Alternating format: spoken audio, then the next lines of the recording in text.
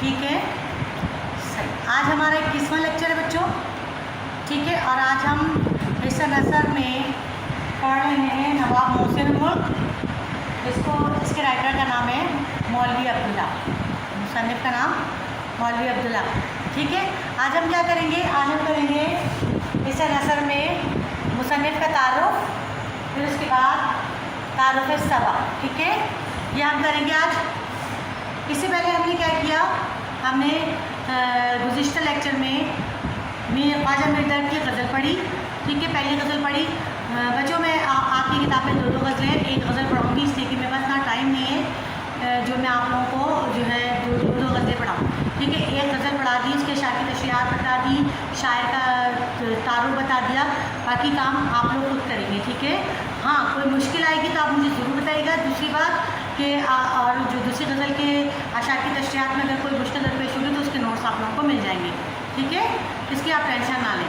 اچھا, اس کے علاوہ آج ہم پڑھ رہے ہیں محسن ملک. تو سب سے پہلے ہم کیا کریں گے, سب سے پہلے ہم کریں گے مولوی عبداللہ کے جو ہے کا تعارف. پہلے سب سے پہلے جو اس کے رائٹر ہیں یعنی کہ مصنف ہیں جنہوں نے محسن ملک سبق لکھا ہے. ٹھیک ہے, تو مولوی عبداللہ کے بارے میں جو ہے پہلے ہم آپ جان لیں تھوڑا سا, پھر ہم کتاب سے محسن ملک کا سبق بھی پڑھیں گے تھوڑا سا, اور اسباق کی تشریحات کس طرح کی جاتی ہے آپ کو پتہ ہے, بس میں آپ کو تشریح کر کے سمجھا دوں گی. ٹھیک ہے, مولوی عبداللہ بہت بڑا نام ہے اردو ادب میں, ان کا بہت خاص مقام ہے اردو ادب میں. ابتدائی تعلیم جو ہے مولوی عبداللہ جو ہے دہلی کی شہر ہاپڑ ایک گاؤں ہوتا تھا, قصبہ ہوتا تھا, وہاں پر پیدا ہوئے 1829 میں. ٹھیک ہے, والد کا نام شیخ علی حسن تھا.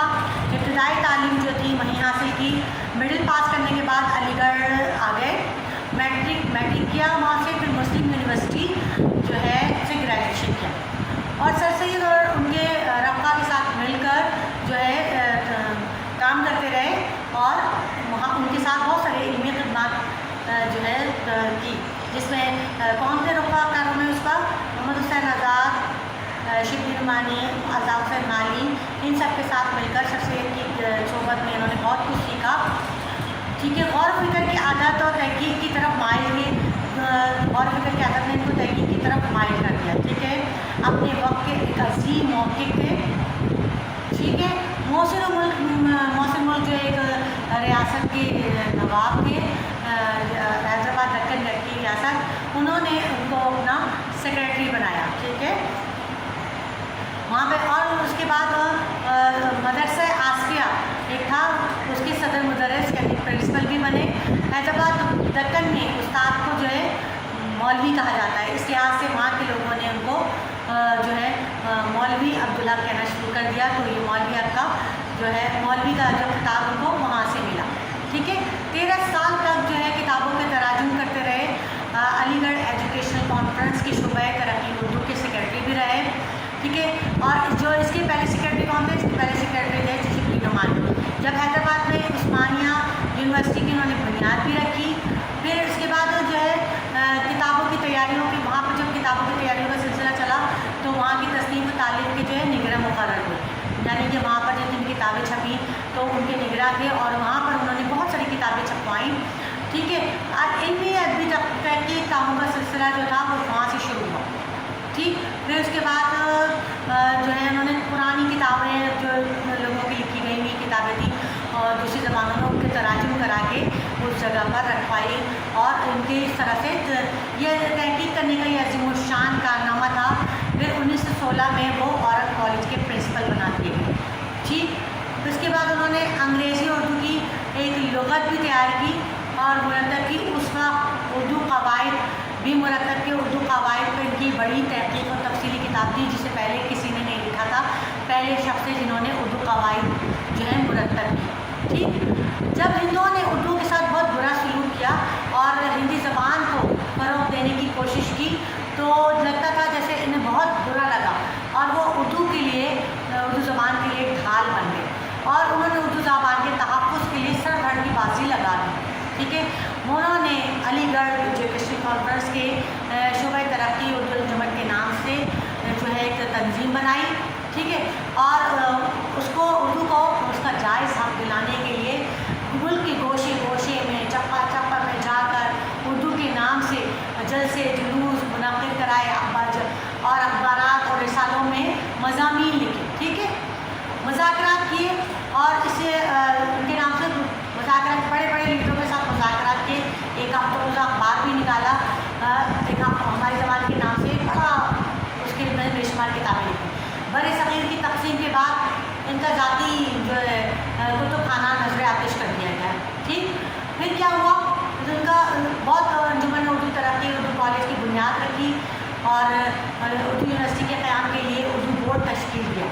ٹھیک ہے. اردو کی بورڈ کی بے لوث خدمتگار تھے. اردو کے لیے، اردو زبان کے لیے بہت کام کیا. تراجم کرا کے کتابیں رکھوائی گئیں اور بہت ساری کتابوں کی تدوین کی، تصنیف کی. ٹھیک ہے. اردو کے لیے اپنی ساری زندگی وقف کر دی اور اردو کی سے اتنی محبت رکھتے تھے کہ لوگ ان کو اور اردو کو ان کی محبوبہ کہا کرتے تھے. اردو کی جو مجموع جو ہے، انہوں نے اتنی خدمت کی اردو کی، اور 1961 میں اردو کی خدمت کرتے کرتے وہ اس دنیا فانی سے چلے گئے، اور آج ان کی قبر اردو کالج میں بھی موجود ہے. ٹھیک ہے. اور ان کے بارے میں ناقدین کی ایک آراء ہے کہ عبدالماجد دریابادی کہتے ہیں کہ یونانی مذہب کے مطابق اگر اردو زبان دہلی ہوتی تو مولوی صاحب اس کے مندر کے سب سے بڑے پجاری ہوتے. ٹھیک ہے. یہ تھا مولوی عبداللہ کا تعارف. ٹھیک ہے کہ مولوی عبداللہ کا اردو ادب میں کیا مقام ہے اور مولوی عبداللہ کی کیا کیا خدمات تھیں اردو کے حوالے سے. ٹھیک ہے. اب انہوں نے جو سبق لکھا ہے محسن الملک. محسن الملک کون تھے؟ ٹھیک ہے. ان کے بارے میں تھوڑا سا بتا دوں، پھر اس کی پیراگراف کی تشریحات آپ کو بتاؤں گی. مختصر بتاؤں گی بچوں، اس لیے کہ بہت لمبا چوڑا لیکچر ہو جائے گا تو پھر سمجھ جو ہے آپ کو نہیں آئے گا اور پھر آپ پورا چیپٹر نہیں کر پائیں گے. ٹھیک ہے. محسن الملک اور وقار یہ دو بھائی تھے، نواب بھائی، اور پاکستان کی سیاست میں دونوں نے بہت اہم کردار انجام دیا ہے. محسن الملک کا اصل نام سید علی علی تھا. ٹھیک ہے. اور مگر نظام حیدرآباد سرکار نے انہیں محسن الملک کا خطاب دیا. اللہ تعالیٰ نے محسن الملک کو بے شمار نعمتوں سے نوازا تھا. ٹھیک ہے. اور خوبصورت تھے، اس کے علاوہ حسن اخلاق بے مثال تھا. ٹھیک ہے. اور جو ہے لوگوں سے اخلاق سے پیش آتے تھے، جو ان سے مل لیتا وہ ان کا فین ہو جاتا، کیونکہ اتنے طریقے سے اتنے سلیقے سے گفتگو کرتے کہ لوگ ان کی گفتگو سے قائل ہو جاتے، اپنی دلیلوں سے دشمن کو بھی جو ہے قائل کرتے تھے. مردم شناس تھے، لوگوں کو پہچاننے کا ہنر رکھتے تھے، لوگوں سے کام لینے کا ہنر آتا تھا ان کو کہ کس سے کس طرح کس وقت کون سا کام کیا جائے اور کروایا جائے. ٹھیک ہے. ایسا ان کی کوالٹیز تھیں کہ جب تقریر کرتے تو لگتا منہ سے پھول جھڑ رہے ہیں، کیونکہ تقریر کے فن میں ماہر تھے.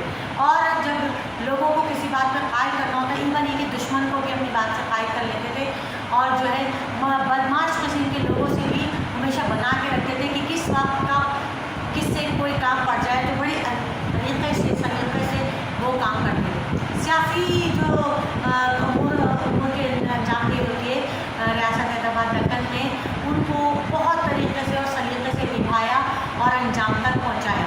ٹھیک ہے. اور جو ہے اس کے علاوہ ان کے جو ہے غریب بیوہ غریب لوگوں سے ان کا تعلق اتنا اچھا تھا، لوگوں کے ساتھ فیاضیاں کرتے تھے، لوگوں کے ساتھ اتنے اچھے ان کے تعلقات تھے کہ لوگ جب یہ حیدرآباد دکن چھوڑ کر علی گڑھ جا رہے تھے تو لوگ ان کو اسٹیشن پہ چھوڑنے آئے اور زیادہ قطار ہو رہے تھے، کیونکہ ان کی جو ایک اپنی ایک امیج تھا، ایک ان کی اپنی پرسنالٹی، ان کی جو اپنا ایک رویہ تھا، لوگوں کے ساتھ ان کا برتاؤ تھا، وہ اتنا اچھا تھا کہ لوگ جو تھے انہیں بہت اچھی طریقے سے جانتے تھے. سیاسی کاموں کے انجام دہی میں ان کا کوئی ثانی نہیں تھا. اگر یہ کسی اور ملک میں سیاسی امور کو نمٹاتے تو شاید ان کو جو ہے لوگ جو ہے سر آنکھوں پر بٹھاتے، لیکن چونکہ یہ چھوٹی سی ریاست کے کام جو ہے انجام دہی کر رہے تھے، سیاسی کاموں میں ان کو مہارت تھی، کب کس سے کس طرح کام لینا ہے اور کس طرح کروانا ہے ان کو اچھی طرح جانتے. سیاسی نوکری کرنا کوئی آسان کام نہیں ہوتا، کتنے سازشوں کا جال بچھا ہوتا ہے، کتنے لوگ جو ہے آپ کے پاؤں کھینچنے میں لگے ہوتے ہیں، لیکن انہوں نے بڑی تنہائی سے اپنے سارے امور کو انجام دیا. محسن الملک کا جو ہے نام پاکستان کی سیاست میں بہت اہم ہے، کیونکہ انہوں نے بہت جو ہے اہم کام انجام دیے، اور اتنے پڑھے لکھے نہ تھے، اردو زبان اور دوسری زبانوں سے واقف تھے، انگریزی بالکل نہیں جانتے تھے، لیکن انگریزی پڑھ کر اس کو سمجھنے کی، انگریزی جو کسی سے پڑھوا کر اس کو سمجھنے کی کوشش کرتے. مطالعے کے بہت شوقین تھے اور چاہتے تھے کہ جو ہے ساری زبانیں پڑھوں اور سیکھوں اور سمجھوں، اور ہر زبان کی کتاب کو پڑھنے اور سمجھنے کی کوشش کیا کرتے. ٹھیک ہے. یہ تھا محسن الملک کا تعارف، جو آپ کا سبق کا نام ہے. جب ہم اس کے پیراگراف کو پڑھیں گے بچوں، آپ لوگوں نے کرنا کیا ہے، آپ نے اس چیپٹر کو پورا پڑھنا ہے. ٹھیک ہے.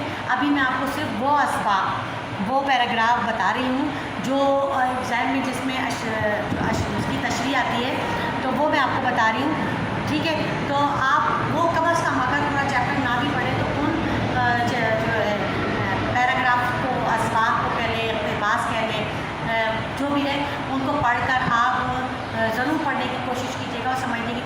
लीजिएगा, वरना आपको समझ नहीं आएंगे, क्योंकि मैं जो समझा रही हूँ आपको, अगर आपने इसको रिपीट किया ना तो आपको अच्छी तरीके से समझ आ जाएगा, और अगर आपने रिपीट नहीं किया तो शायद आप भूल भाल जाएँ। ठीक है, तो सबसे पहले थोड़ा सा पहला पैराग्राफ पढ़ लूँ, फिर उसमें से बताऊँगी कि कहाँ से इंपॉर्टेंट है। कुदरत ने नवाब मोहसिन मुल्क मरूम को बहुत सी खूबियाँ अता की थी। वजाहत, जहानत, कुर्बियानी, फयाजी की ऐसी आम मुमताज़ सिफात थी कि एक राह चलता भी चंद मिनट की बातचीत में मालूम कर लेता। खिताब या नाम अटकल से रख दिए जाते हैं। मुसम्मा की खसूसियत का इनमें मुतलक लिहाज नहीं होता।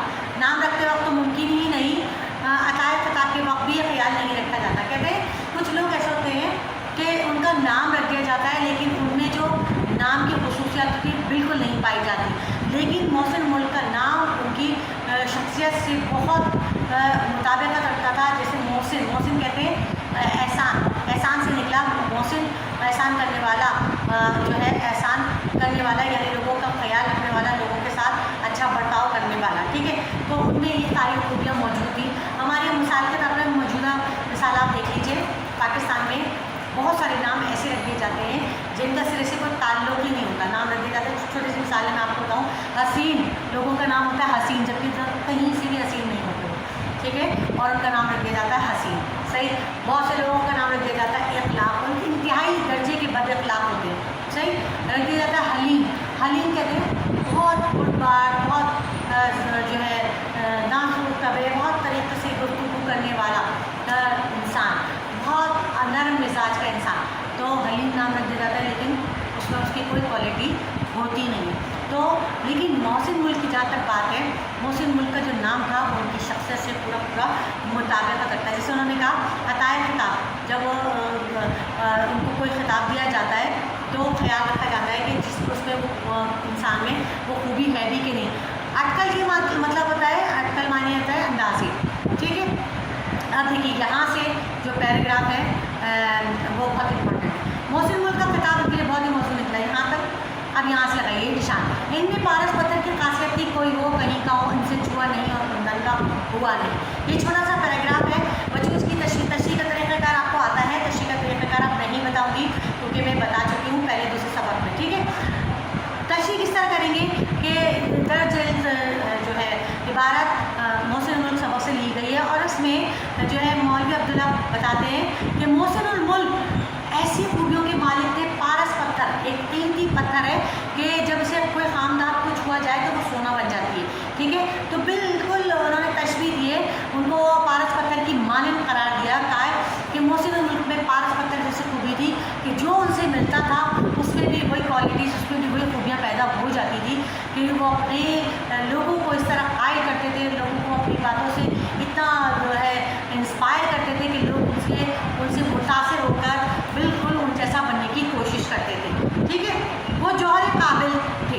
देखिए ये पैराग्राफ भी बहुत इंपॉर्टेंट है, यहाँ से स्टार्ट है।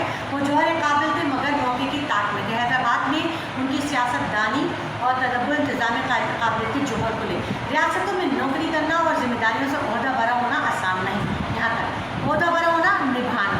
ठीक है, अब देखिए जौहर काबिल थे, वो काबिल थे, उनमें इतनी सलाहियतें थी, उनमें इतने जौहर थे कि वो रियासत के तमाम उमूर के अंजामदेही को बर्बाद अंजाम दे सकते थे, बल्कि बहुत इंतहाई तरीके के साथ। तो बच्चों वो जब हैदराबाद की सियासतदानी उनको सौंपी गई तो उनके जौहर, उनकी सलाहियतें वो खुल कर सामने आई। रियासत में नौकरी करना आसान नहीं होता, सियासत में कदम रखना आसान नहीं होता। 10 तरीके की जो है ऑब्जेक्शंस आते हैं, 10 तरीके के मुखालिफ लोग आपके सामने आ जाते हैं, लेकिन उन्होंने अपनी जिम्मेदारियों को किस तरह से निभाया ये वो खुद ही जानते थे। ठीक है, वहाँ साजिशों, तरकीबों और पेचीदगियों का ऐसा जाल बिछा होता है कि बड़े बड़े तीर नज़र होशमंदी पासे बगैर नहीं रह सकते। अगर कुछ करना हो तो दानिस्ता या नादानिस्ता या बावास्ता या बिलवास्ता फंसता ही पड़ता है। मतलब फ़र्क है कि अक्सर ज़ाती अपराध बराब के लिए ये सब जतन करने पड़ते हैं। देखिए ये सारे काम जो थे मोहसिन मुल्क इससे सब बाखूबी वाकिफ़ थे और बहुत तेज़ी से और बहुत तरीके से उस पर जाम करते थे। ठीक है, अब देखिए इसका एक और जो बहुत अहम इम्पॉर्टेंट जो है पैराग्राफ है वो है पेज नंबर 78 में। इस कशमकश चौथी या 5वीं लाइन के आखिर में देखिए, इस कशमकश में कस्ब अख्तरा बहुतान मुखबरी गर्ज को ऐसी कीमीना हरकत नहीं होती कि जो एक हरी दूसरे के खिलाफ काम में ना रखे। बाद लोग देखने में बिल्कुल मालूम होते हैं और होते भी ऐसे ही हैं, लेकिन बला के साजिश होते हैं और इनका दिमाग इन मामलात में ऐसा रसा होता है कि इनके कारनामे देखकर बड़े बड़े मुदब्बिर और काबिल लोग शशदर रह जाते हैं। जिस ज़माने का हम जिक्र करें, ये सब चीज़ें खूब फलती फूलती थी। इससे इस तरह का हम कह रहे हैं कि सियासत में आना कोई आसान काम नहीं है, बहुत मुश्किल काम है, ठीक है। और ये जो है लोगों सियासत करते थे तो बहुत सारे जाल बिछे हुए थे, उनको किस तरह से इन्होंने संभाला। झूठ, कस्ब तरह झूठ और बहतान, मुखबरी यानी कि किसी के बारे में दूसरे से बात करना, उसके खिलाफ बात करना, ठीक है। हर बहुत सारी चीज़ें सियासत में जब आता है बंदा तो इस तरह की जो है चीज़ों से वास्ता पड़ता है। और जब वो देखें कुछ लोग इतनी बला की साजिश से मतलब इतनी ज़्यादा साजिशें करते हैं कि आपके मुंह पे कुछ और पीठ पीछे कुछ, ये जब आप उनके बारे में जानते हैं तो आपको यकीन नहीं आता कि इस शख्स ने आपके बारे में ऐसा कहा है। तो वो कहते हैं कि वो ऐसे लोगों से बहुत अच्छी तरह से निमटना आता था और कभी कभी तो ऐसी साजिशें करते हैं कि आप हैरान हो जाए, शशदर होना, हैरान हो जाए होना, तो आप ऐसे हैरान हो जाए। इन लोगों से निमटना, इन लोगों से काम लेना, ये मोहसिन मुल्क के का ही फन था जो उनको आता था और वो ये काम करते थे, ठीक है। ये हो गई इस पैराग्राफ की तशरीह। अब देखिए 79 पे एक पेज सबसे लास्ट वाली पैराग्राफ देखिए। तकरीर के वक्त मुँह से फूल चढ़ते थे, आवाज़ में शीन और दिलकशी थी। अक्सर लोग जो उनसे मिलने किसी मामले में गुफ्तगू करने आते तो उनकी जहानत और लियाकत के कायल हो जाते। इनके कुछ बयान ऐसी थी कि अक्सर औकात मुखालिफ भी मान जाते थे। हकीकत मैंने आपको बताया तकरीर करने के फ़न में माहिर थे, तकरीर करना, बेहतरीन तकरीर करने इनको आती थी।